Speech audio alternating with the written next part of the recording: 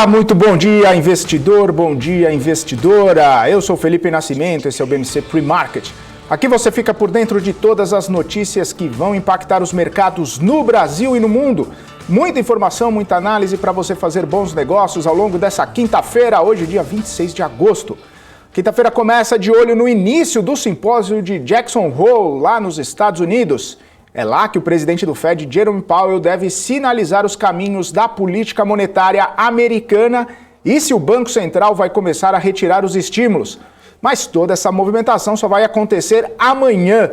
Mesmo assim, o evento está sendo dos mais esperados para a economia global e é nisso que todo mundo está de olho. Por lá também o investidor fica de olho nos dados do PIB e também nos dados dos pedidos de seguro-desemprego, que devem sair logo mais ainda nessa manhã.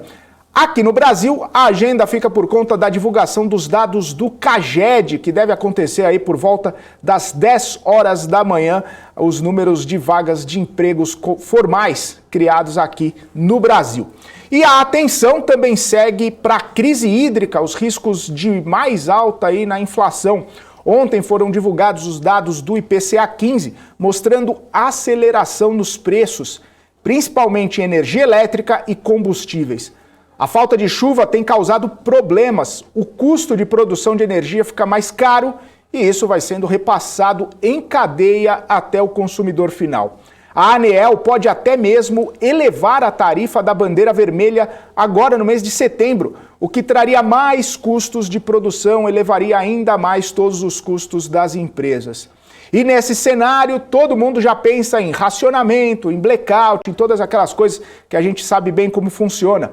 Menos o Ministério de Minas e Energia, que afirmou que não trabalha com essa possibilidade no momento.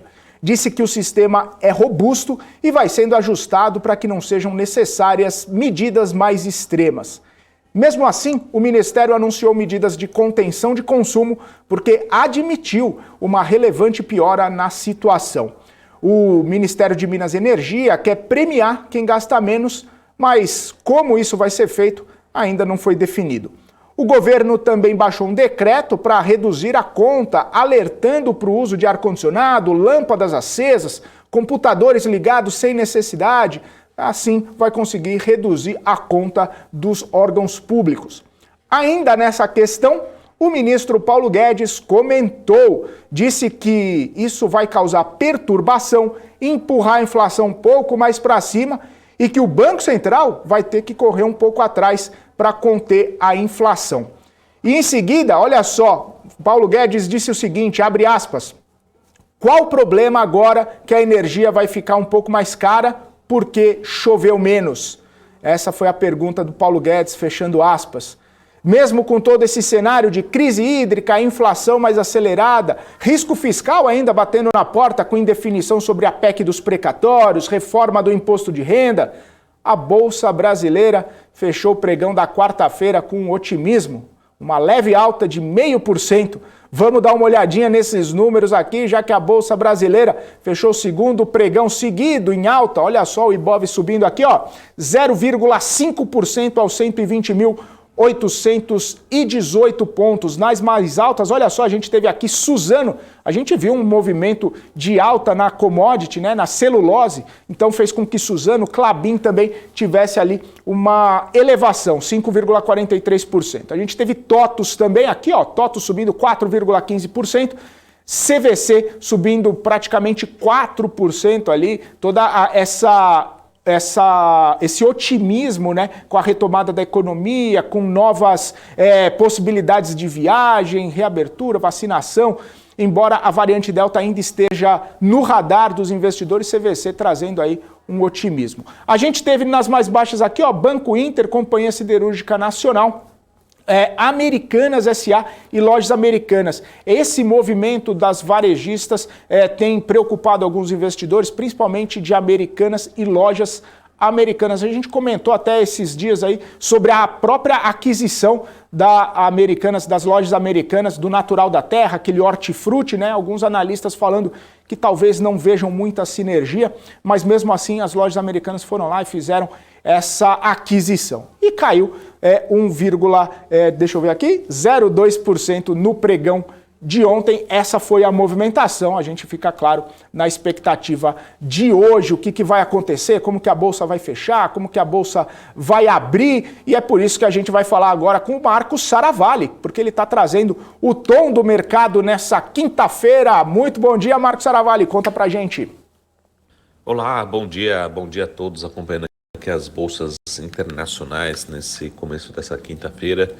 Um viés, uma ligeira queda, né, sem grandes oscilações lá fora, né? As commodities também apresentam poucas oscilações, o petróleo uma leve queda nesse momento e também o minério de ferro, né, com uma leve alta também no mercado chinês, né? A gente tem uma agenda mais carregada, né, de indicadores econômicos, principalmente nos Estados Unidos, mas o grande evento continua sendo o encontro em Jackson Hole de alguns dirigentes, né, alguns representantes do Banco Central americano, que podem dar algum sinal em relação à retirada de estímulos por lá, né? Mas ainda não tem consenso em relação a essa sinalização, né? Mas mais importante do que isso, a gente ainda continua com ruídos vindos de Brasília, e principalmente o grande assunto do mercado financeiro no curto prazo tem sido a inflação, né? E a grande preocupação com a crise hídrica.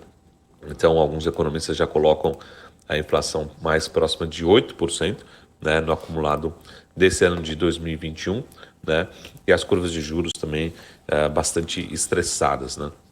Então essa é a principal preocupação, porque isso também impacta diretamente no consumo das famílias e consequentemente também na popularidade, né, do governo. Então isso é um tema não só para curto prazo, mas com certeza é um tema que pode impactar as eleições para o ano de 2022, tá bom? Então a gente segue vendo boas oportunidades, mas particularmente para essa quinta-feira a gente deve ter um dia bastante ameno, bastante morno, sem grandes oscilações nos principais ativos, tá bom? Vamos acompanhar aqui de perto e também alguns dados da economia internacional, da economia global, tá bom? Tenham a todos um ótimo dia, já já a gente volta para falar sobre o nosso gráfico do dia. Até mais, tchau! Vamos então às notícias internacionais, porque o Banco da Coreia elevou em 0,25 ponto percentual a taxa de juros. Agora a taxa no país é de 0,75% ao ano. O Banco da Coreia foi o primeiro grande banco central da Ásia a começar a retirar os estímulos adotados aí em função da pandemia do Covid-19. E o Japão suspendeu o uso da vacina da Moderna por causa de contaminação. Os centros de saúde informaram que os frascos continham corpos estranhos. E esse caso aí vai ser monitorado de perto pelo Ministério da Saúde do Japão.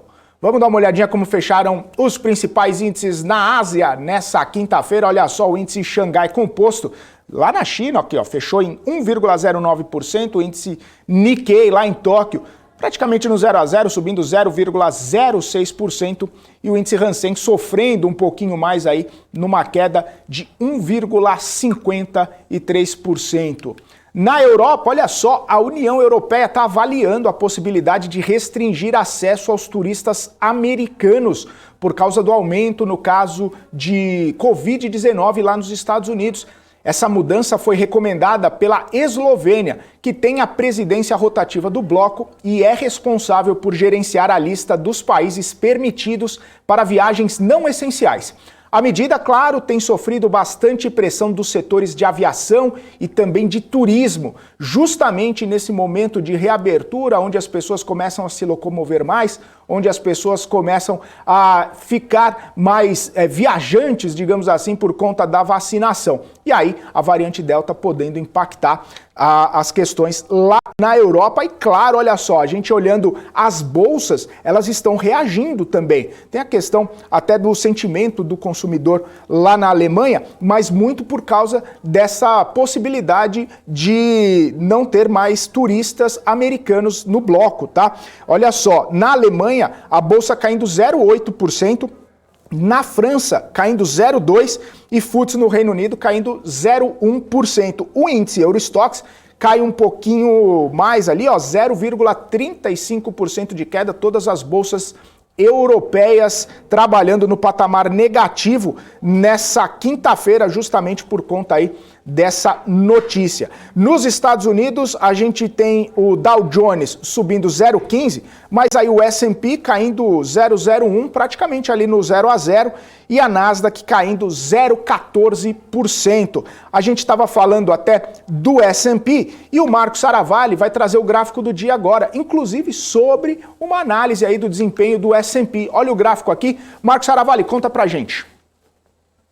Aqui no nosso gráfico do dia, a gente tem uma informação que a gente já comentou aqui na PMC News, mas que mostra ali numa linha um pouco mais, num tom mais verde, o desempenho do S&P 500, né, desde 1985, né, dos anos 80, até o fechamento do dia 24, agora 24 de agosto, e nos pontos vermelhos são os pontos em que o S&P 500 bateu o famoso all-time high, né, ou seja, o recorde histórico naquele momento, né? Então a gente consegue ver como realmente o S&P 500 vem com uma força, né, muito forte nesses últimos anos, né? Apenas ali na década de 2000, depois da grande crise financeira mundial, a gente teve uma queda forte, mas depois ele veio se recuperando e batendo recordes sucessivos, né? Mas o mais importante aqui é lembrar também que somente nesse ano a gente já passou de 50 dias, né, de all-time high, de recordes sucessivos, né? Então, muito interessante como realmente o S&P 500, né, a Bolsa Americana, continua muito, muito forte por lá. É, né? Uma ótima opção aí para diversificação do portfólio. É muito importante todos os investidores, principalmente os investidores brasileiros que ainda não conheçam, né, conhecer essa alternativa de investimento, tá bom? Hoje está cada vez mais fácil, mais simples e é uma belíssima alternativa também com diversificação das carteiras, tá bom? Então, a todos um ótimo dia e a gente se vê em breve. Até mais. Tchau. Vamos falar um pouquinho aqui dos destaques corporativos. A Petrobras vendeu a refinaria REMAN e seus ativos logísticos associados, que são localizados no estado do Amazonas. O comprador foi a REAN Participações. E o valor da negociação de 189 milhões e 500 mil dólares. A Petrobras também informou que os interessados na compra da refinaria Abreu e Lima não apresentaram proposta para o negócio e, por isso, está finalizando os trâmites internos para encerramento do processo de vendas.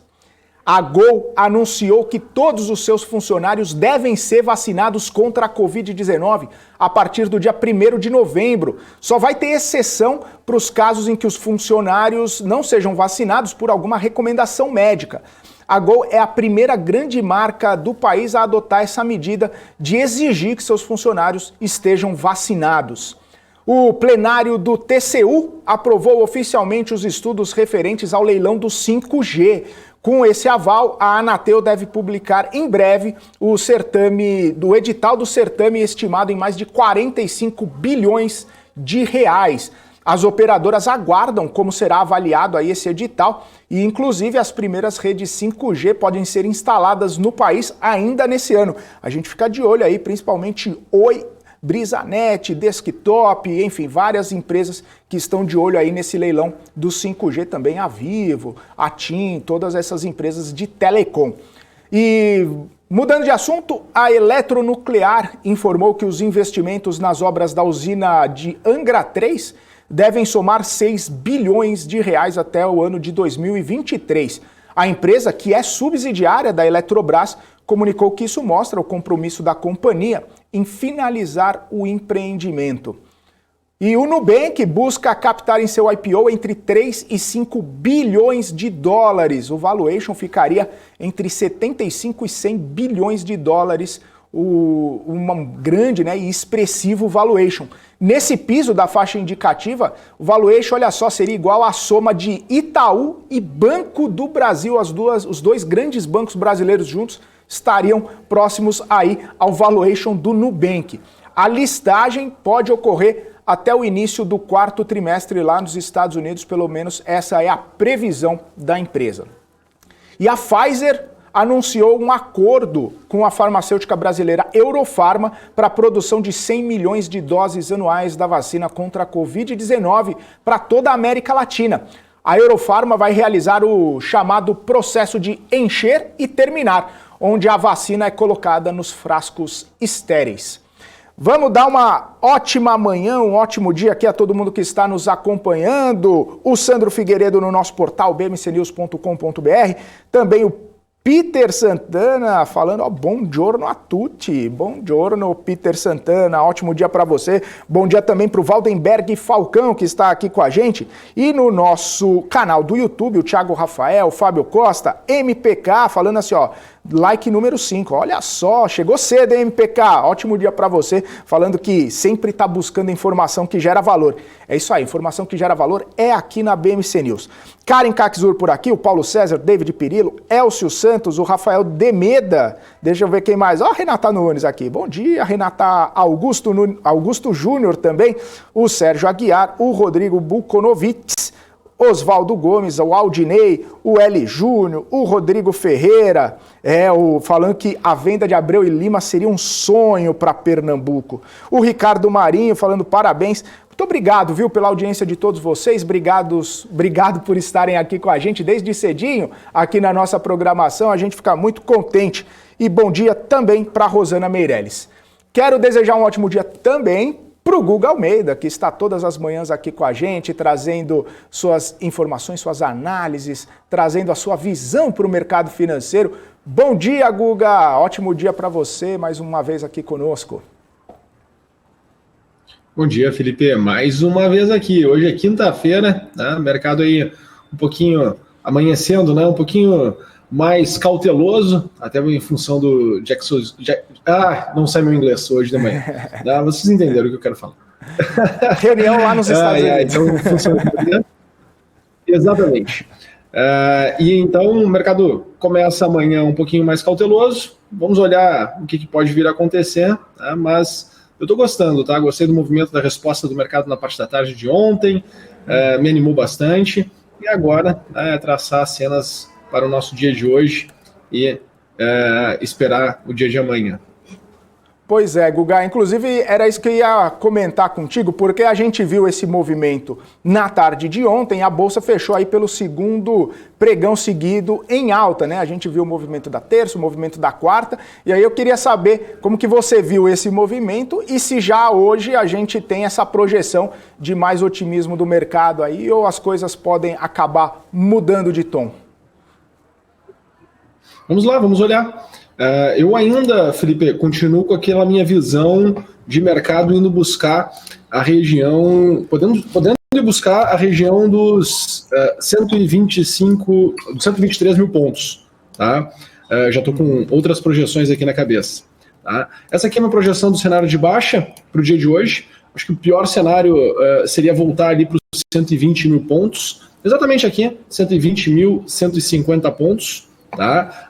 Acredito que isso vai ser um movimento mais travado, né? Um dia mais chato, caso a gente tenha essa movimentação de baixa acontecendo no dia de hoje. Tá? Eu estou bem mais crente de que a correção no intradiário ela vai ser mais travada, assim como foi a correção que se teve no dia de hoje. Então essa aqui é a minha, vamos assim dizer, a minha visão, né, do mercado de baixa no mercado de correção. Para um mercado de alta, Felipe, o que eu enxergo é continuar a tendência direcional. E aí eu tenho 3 níveis, na verdade, tá, para o mercado aqui no curtíssimo prazo.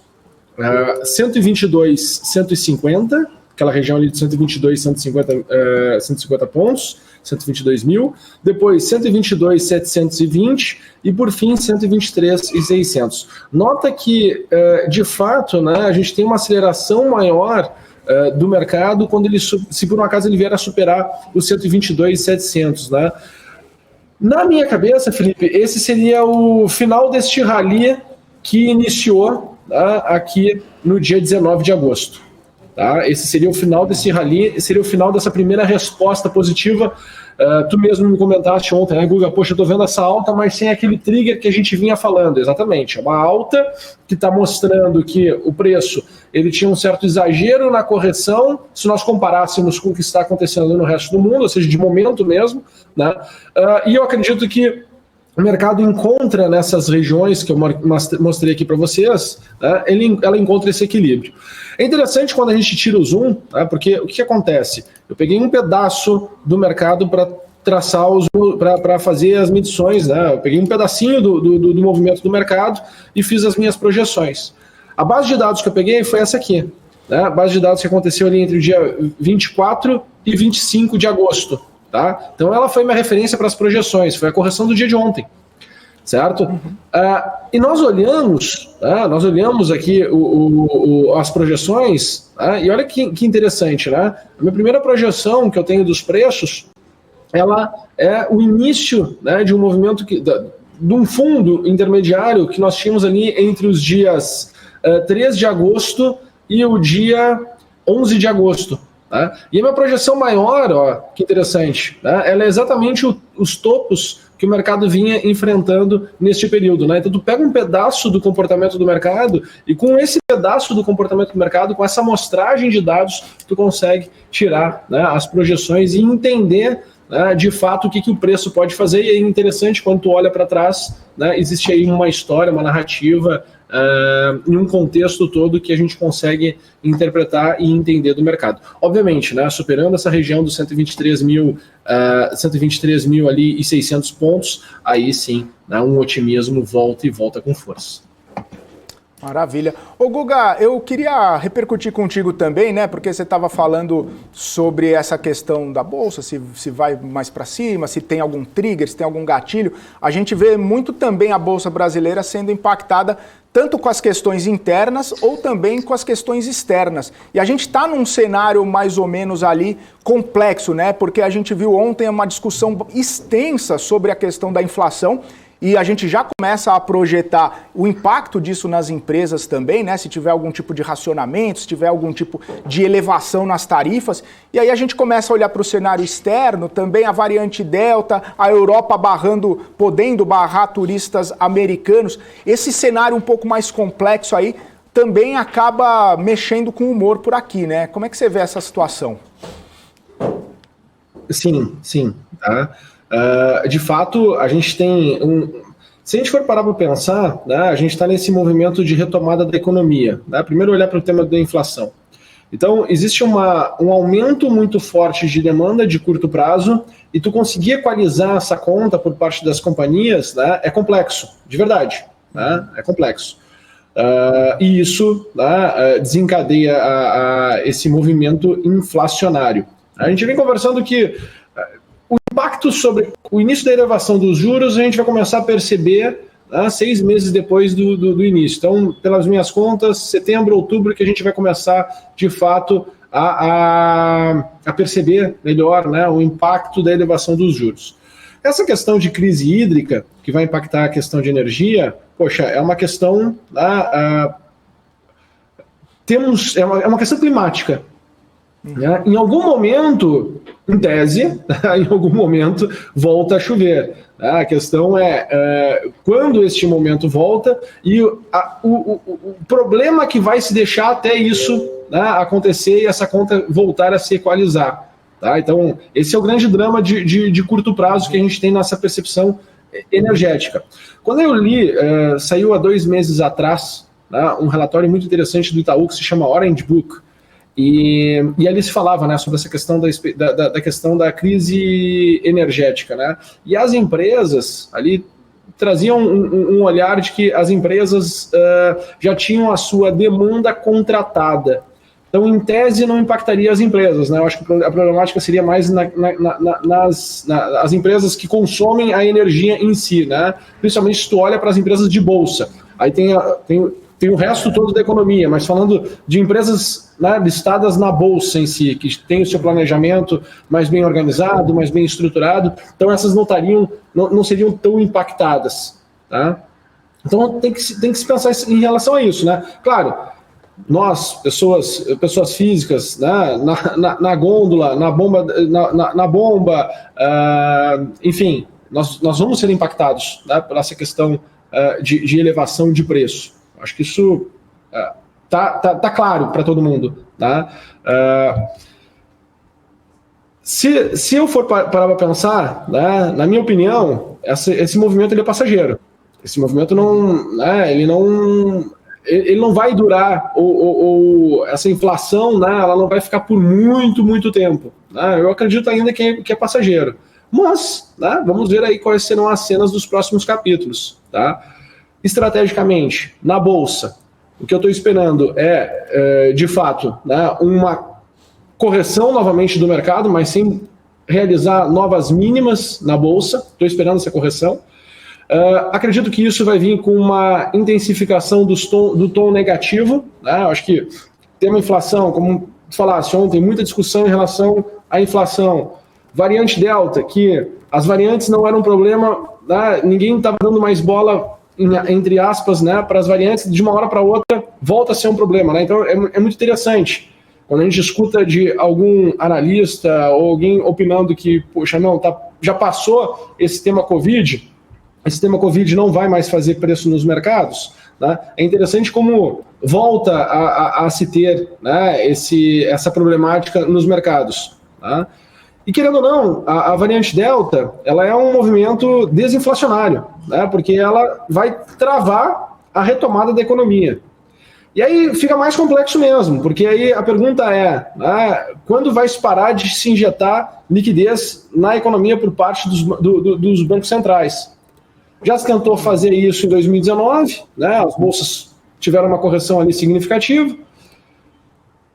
Em algum momento vai ter que se fazer esse movimento. Provavelmente o nosso mercado vai corrigir.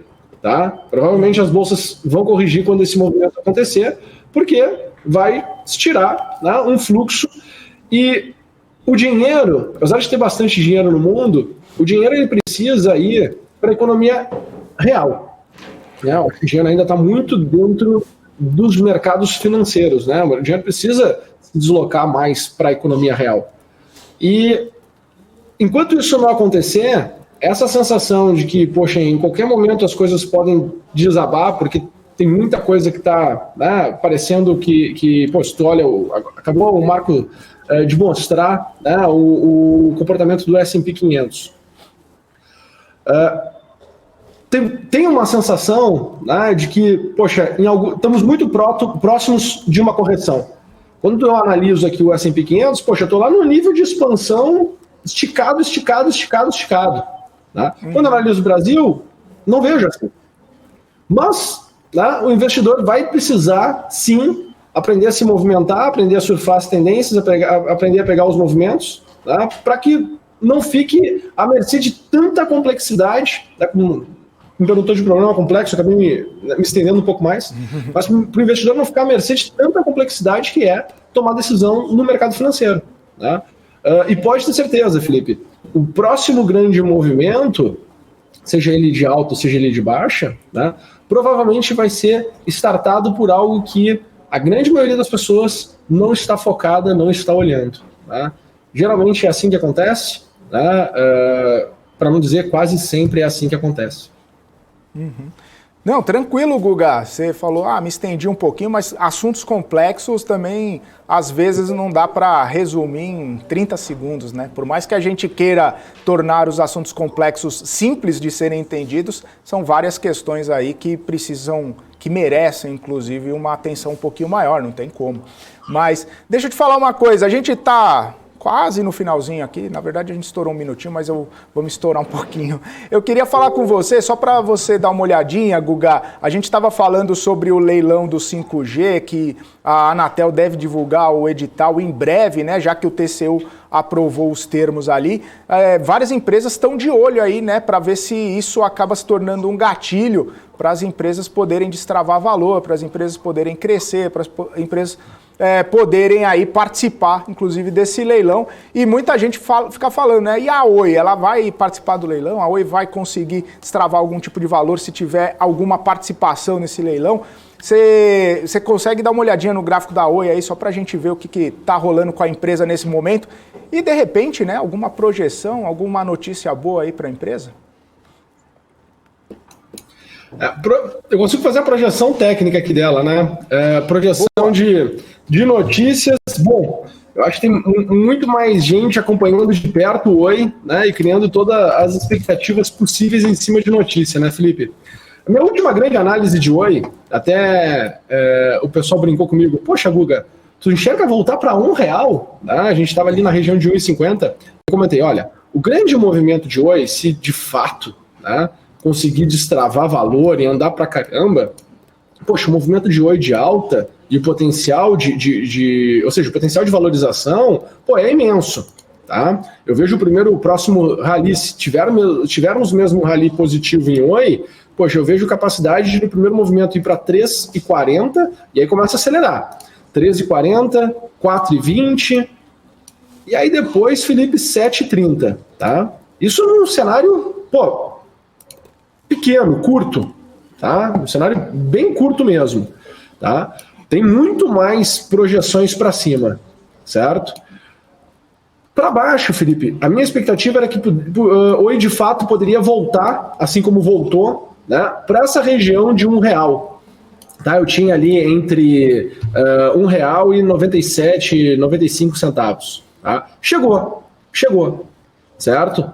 O que eu sugiro, né? Como Oi, né, tem uma complexidade maior, a volatilidade da Oi, ou seja, a variação da Oi no curto prazo, né, ela é maior, até mesmo em função da cotação que ela está, né? Poxa, oscila 1 centavo, é quase 1%. Tá? Então, eu sugiro pegar um dado mais lento, uma atualização de dados mais lento, tá? Ou seja, olhar para um gráfico com variações semanais, então uma vez por semana olhar, na verdade, Oi. Tá? Não adianta ficar olhando Oi todos os dias. E aí ter um critério de tomada de decisão um pouco mais lento, tá? Uma vez que tu vai olhar para Oi com as variações diárias. Então hoje eu estou esperando, para ter uma ideia, que Oi, né, ela possa fechar ali acima do preço aqui só para botar aqui certinho para o pessoal, acima de 1,35. Oi voltando a fechar acima de 1,35, na fotografia de hoje, faz sentido buscar compras para ir buscar os níveis de preço de 3,40. Tá? R$3,40, primeira projeção. Ah, Guga, vai, não vai? Isso são outros 500. Tá? Fechou o que eu queria, foi onde eu imaginava que podia ir, tá? Na queda. Isso foi até uma análise que foi feita no programa Geometria há 1 mês e meio atrás. Né? Eu tinha feito essa análise com o pessoal aqui no programa Geometria. Foi lá para essa região e agora, né, tem que ter um porquê que faça com que Oi dobre de valor. Tá? Mas a projeção é exatamente essa aqui: 13,40, 4,20, 7,30. Maravilha. É isso aí, então, Guga. O pessoal tá até comentando. Oi tem que voltar para R$100, o David falando. Aí o Campinas falando assim, Oi BR3 vale 4, 5 reais. Eu penso, sempre que a gente fala de Oi aqui, tem umas projeções bacanas. Eu gosto de ver o pessoal projetando aqui. Pois é, R$100 aí ia ser Felipe, bom. Quando tu para para pensar, ela já teve, né? Assim, no relativo, ela já teve lá na região dos R$90, né? Se tu faz todas as composições e tal, ela já teve lá a R$100. E tu imaginar, tu falar de Oi voltar a R$10, cara, é voltar 1/10 do valor que já teve. Do ponto de agora, tu fala assim, poxa, 1000% de valorização. Beleza, né? Mas quando tu pensa no relativo do que já teve e esse retorno para onde volta, é 10% só do valor que já teve, cotado. Então, não é tão maluco. Né? Claro, o que a pessoa olha, né? O investidor olha, tá R$1. Pô, R$1 para R$10. Para 10. Porque preço importa. Né? É engraçado, né? Uma vez alguém falou que preço não importava. Pô, preço importa pra caramba, cara. Só não importa pra quem quer ganhar dinheiro, né? Pô, importa pra caramba. Por quê? Porque ele marca, né, o ponto relativo que tu vai ter de referência se tu tá ganhando dinheiro ou não tá ganhando dinheiro. Então é exatamente assim, pô. O cara que tinha Oi a R$90, né, sofre desesperadamente. Mas a pessoa que está entrando, né, em Oi aí nessa região de R$1, R$1,15, R$1,50, né, existe sim uma possibilidade, quem sabe aí nos próximos 1, 2 anos, de Oi voltar para próximo de R$10. Tem sim. Mas tem que ter estratégia, porque é uma possibilidade. Existe uma potencialidade, não existe uma certeza, entendeu? A fraqueza do investidor é quando ele acha que tem certeza, as coisas são certas. Né? As coisas elas são incertas. Uma vez que as coisas são incertas, poxa, a gente tem que se permitir surfar, a gente tem que se permitir moldar, a gente tem que ser flexível na nossa maneira de pensar. Tu pode continuar olhando os fundamentos, os bons fundamentos e tudo mais, mas o mercado ele é soberano. né, o mercado ele é soberano. E o mercado, né, ele se adapta muito mais rápido do que a nossa capacidade de raciocinar. Então, é importante, sim, né, olhar para os fundamentos, olhar para a qualidade das empresas, olhar para as possibilidades das empresas, mas, né, se você quer ganhar dinheiro de fato, tu precisa surfar as tendências, né, e ficar de fora das tendências de baixo e entender quando o mercado fica lateralizado. É isso aí, falou e disse, Guga. Obrigado mais uma vez por estarmos juntos aqui no Pre-Market. Você volta amanhã. Ótimos negócios nessa quinta. Um abração, Guga. Valeu, pessoal. Um abraço. Tchau, tchau. Tchau, tchau. É isso aí. Pessoal, sigam aqui com a gente, porque a Paula Moraes já está chegando aqui para comandar o BMC News com muita informação, muita notícia, muita análise, convidados especiais. A gente está chegando aqui com a Paula Moraes. Eu só quero desejar uma ótima quinta-feira, um abraço aqui para todo mundo, muitos comentários aqui. Sempre que a gente fala de Oi e outras empresas também, sempre tem bastante comentário. É isso que a gente gosta. É isso aí, pessoal. Eu vou ficando por aqui. Muito obrigado pela participação de vocês, muito obrigado pela audiência, obrigado também por deixarem o like aqui na nossa programação. E eu quero dividir tela aqui com a Paula Moraes, que já chegou, já está preparada para comandar o BMC News. Beijo, Paula. Ótimo jornal aí para você. Até mais tarde. Obrigada, Felipe. Até mais tarde. Até 12h39, tá? Combinado? Tá bom, combinado. Tá bom. Obrigada, Fê. Tchau, tchau. Obrigada. Tchau.